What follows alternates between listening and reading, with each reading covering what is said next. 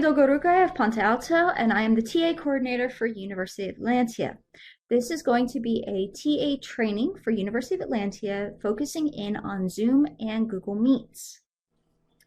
First and foremost, I want to let any potential TAs know that they themselves are not required to have a paid Zoom or Google Enterprise Edition in order to be a TA. That will be provided either by the University of Atlantia or by the teacher that the TA will be assisting. The primary function of a TA is to help the teacher teach. You will note that I have not begun to share anything on my Zoom as of yet, because as soon as you begin to share, you lose a lot of the functionality, which is one of the reasons why we have teaching assistants. So the teaching assistant is there, as I said, to help the teacher teach, primarily by taking attendance, monitoring the waiting room, muting unintended disruptions from candidates, helping the teacher keep time, and quietly removing bad apples.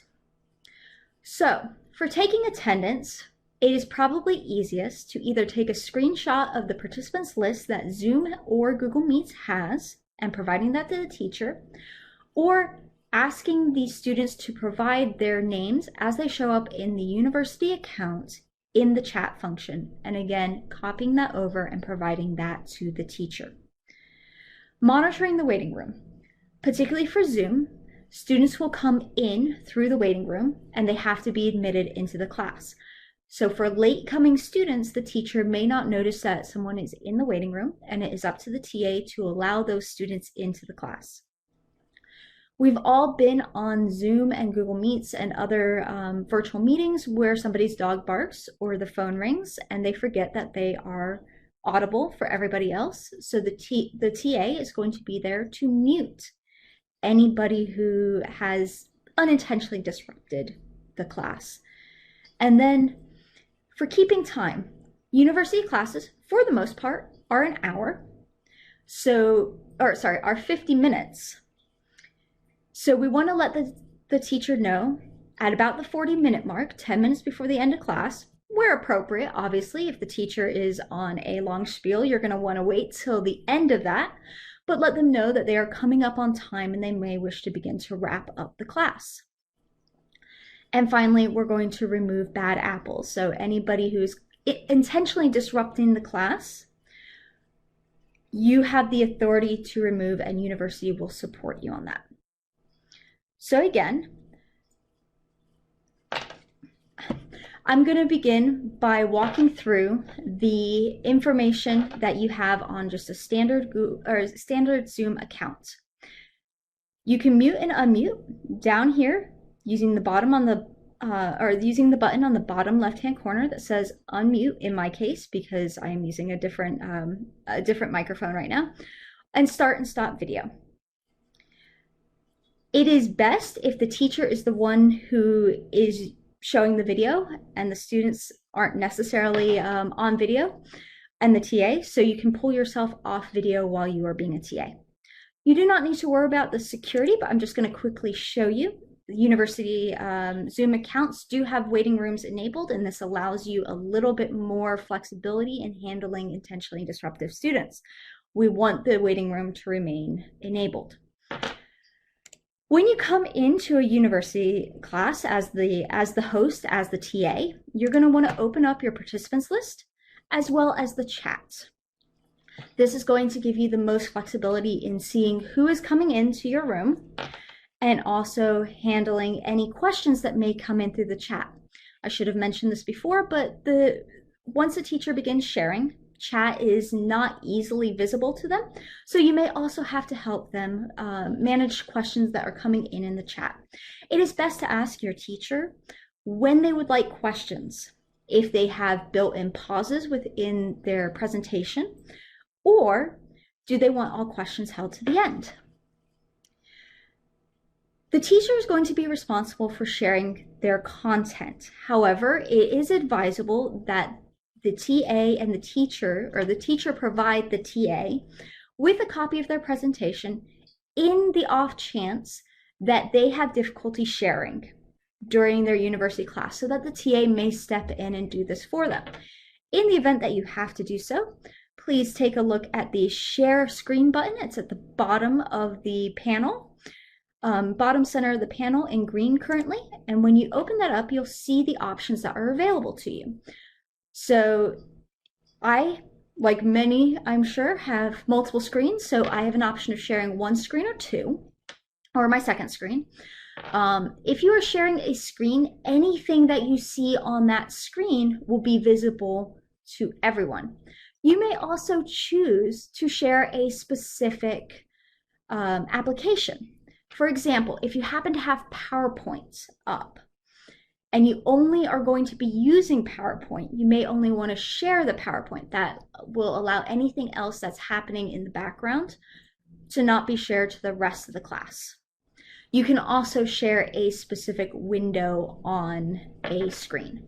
I'm not going to do this at this moment, but just be aware that the option is available for you. For university classes that are being recorded, you will have to coordinate with your teacher to determine who will be completing the recording. If I click the record button, you'll see the options of record on this computer or record to the cloud. We do ask that if the TA will be completing the recording, that they record to their computer and then hand off to the teacher potentially through Google Drive. If you record to the cloud, these accounts will be in use all day. There's a potential that there will be too many recordings coming into the cloud on a given Zoom account. So just go ahead, record to the computer, upload to, say, Google Drives, and hand off the link to the teacher.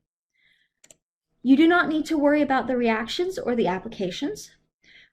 I have a few additional things that are enacted on the back end of my Zoom, and they may be available to you as a TA dependent on the Zoom. One is closed captionings, the other is breakout rooms. You do not need to worry about breakout rooms. We do not use those for University of Atlantia. For closed captionings, the closed captionings are a great feature. However, if you are going to be recording a class, we do ask that closed captionings are off for you, because when a teacher goes to upload this to YouTube, they may choose to do the captions on YouTube, and we don't want those two overlaying. Now, looking at the participants list, I am currently the host. The training account on here is our guest. On Zoom, you have the option of a host, co-host, and guest. You are going to want to make your teacher a co-host if you are hosting the Zoom. If your teacher is hosting the Zoom, you are going to want to have co-host privileges. By having host or co-host privileges, this will give you the ability to mute anyone who is potentially being disruptive. So host privileges and co-host privileges can be handed off. I'm going to use the university training account here to show. Hover over the account, you get the More button. You have the option to make a host that is completely handing off your host privileges. You become a guest when you do so. Or make a co-host. You're going to want to make a co-host, or you're going to want your teacher to make you a co-host. I'm not going to do that at this time, but make host, make co-host. If you are having a student that is unintentionally disruptive, particularly through audio, you're going to want to mute them.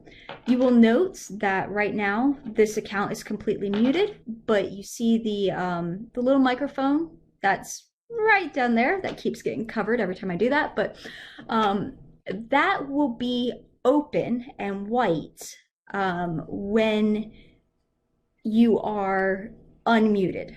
So you're going to want to, over that, this will actually say mute. You're going to want to mute them. You can mute somebody. You cannot unmute them. You cannot force them to unmute. You can request that they unmute. Same with video. You do have the option to turn off somebody's video, potentially if they're being disruptive, but you cannot force them to turn on their video. You can request that they do so. For teachers, one of the things that you're going to want to do is you are going to want to spotlight them. Unfortunately, as we are not running multiple videos, you will not be able to see this as well, but again, it's going to be under the more. You have the option, sorry, let me do it on this one. Here. You have the option of pinning somebody, and then when there are multiple videos, you will have the option to spotlight. If there are 3 or more videos, you are going to want to spotlight the teacher, or if the teacher is, for example, doing something with their hands and they have a secondary video, you're going to want to spotlight that video as well as the teacher. So you can do 2 spotlights at a time and it will show up right around the same area for pin. Spotlight makes that the central video for everybody. Pin makes that the central video for you and does not change anybody else's screen. If you are recording and you do not have the option to spotlight, you will want to pin that video so that the recording shows the video, the teacher's video primarily. In the chat function, you are able to chat to everybody or to a specific individual. If there were multiple individuals here, you would see them. Now, you also have the ability to chat to a waiting room. So let's assume that the training account is a student who is being disruptive. Perhaps they are disagreeing with the teacher and not allowing the teacher to move on past that point. And you're going to want to put them in timeout for a moment, so to speak. And you're going to go over to the More button and you're going to go Put in Waiting Room. This is going to move them to the initial waiting room, same way or same place that your students coming into the class will be. So if you want to talk to this intentionally disruptive student, go to the click Waiting Room. Anybody who is in the waiting room, you can chat with them. So let's say they've been disruptive. Hey, the teacher, you're taking up the time of the other students in this class. Please take this conversation offline. Student agrees that they are going to take the rest of that conversation offline. You want to return them to the class. You go back up here, you click Admit. This returns them to the class. And give me 1 second, it's just connect. There we are. So the student is back in the class. Now, if there is a Zoom bomber, which I will say is unlikely because the way the university system is set up, you must be registered for a class in order to have access to the URLs. It's not like our URLs are out on Facebook everywhere. You have to be registered, so it's unlikely that you're going to get a Zoom bomber. But in that off chance that you have somebody who's streaking across your screen and nobody wants to see that, or if that student has continued to be disruptive and continues not to let the teacher teach, you've had the conversation, they're continuing, you can remove that individual. If you are choosing to remove a student, again, university will support you in this decision, but please also step into the lobby after the class and let us know that there was an issue so that we are prepared to address it. In order to remove a student, you're going to go over to the More button. You're going to go to Remove. Now, unless this is an unknown entity, I would take off the report to Zoom, and then you would go ahead and click Remove. I'm not going to do that for the moment. Be aware that once removed, an account cannot return to that same Zoom meeting. That being said, there is a way around this, and just to be aware, it's not likely to happen, but if the individual was to create or open up an incognito window, put in the URL, they could potentially return to the class, so just be aware that that is a possibility. So having looked at Zoom, we're going to go over to Google Meets. Many of the functionalities are the same or very, very similar. So give me 1 moment. I'm going to move that off to the side. I'm going to open up. I'm going to go ahead and pull this over. Now, at the beginning of our plague times, Google Meets was very nice to us. We could have classes as long as we wanted, video meetings as long as we wanted, and we could record them. We no longer get that option. What you are going to be seeing is a Google Meets Enterprise Edition. This is the paid version. However, be aware that if you or your teacher are using a standard Google Meets, the one that comes free with any Gmail account, you have a 1 hour time limit. So if you are assisting a teacher who is using their own Google Meets account, first you must request that the teacher hand off host privileges before the start of the meeting, as you cannot do that within the meeting. And you cannot start the class too early, as our sessions are 50 minutes long.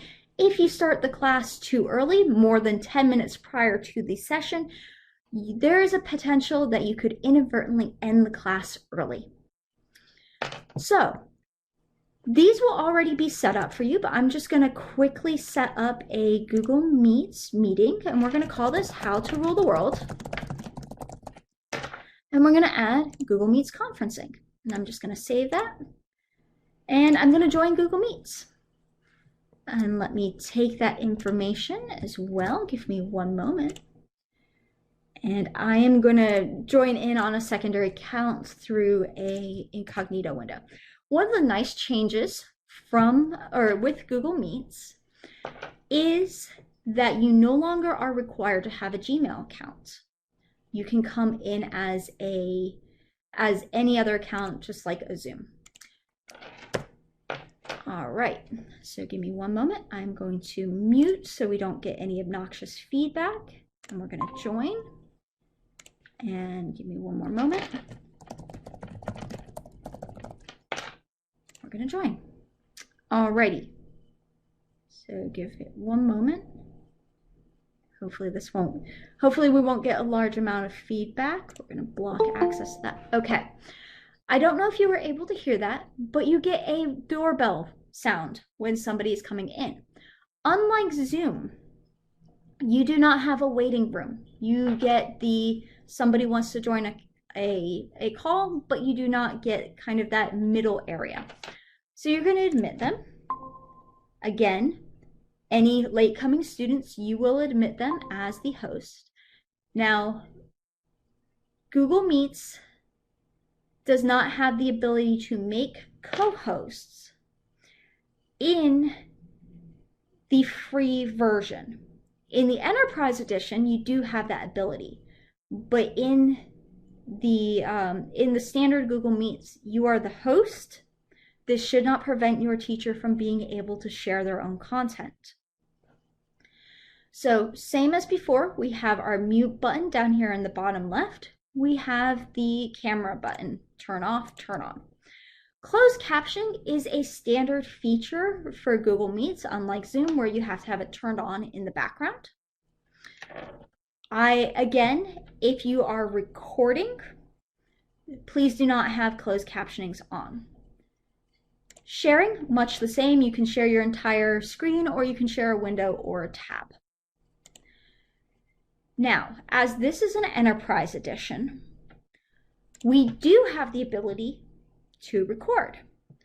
So I'm going to go ahead and just quickly show you what that looks like. It's in the ellipses here. You're going to click the record meeting, and then you're going to say start recording. You're going to get a warning that it's about to record. Click start. Recording will start soon, and once it starts, you will see that information pop up. We're going to go ahead and stop recording. You will note that you did not see the same notification in Zoom asking you where you want this recording to end up. And that is because it will end up in the Google Drive associated with the Enterprise Edition of Google Meets. So in this case, since most of the enterprise are going through my account, it would be going to my Google Drive. I would then hand that off to the teacher. So you don't have to worry about that particular aspect in this case. So let me just close that here, and I'm going to show the participants list and the chat. You'll note that the chat and the participants list do not sit nicely on top of one another, so you do have to switch back and forth. You also do not have the ability in chat to message a specific person. You are messaging the entire group. So in the participants list, you have limited functionality, but you do have the ability to pin. Again, this is pinning. This is for you. This is not spotlighting. You do not have the ability to spotlight in Google Meets, but you can pin, particularly if you are doing the recording and for your own viewing pleasure of the teacher and whatever they are teaching. Same thing, you do have the ability to mute other participants. So if the trading account was on, you would see that this would not have a cross through it. You would be able to click that to mute them.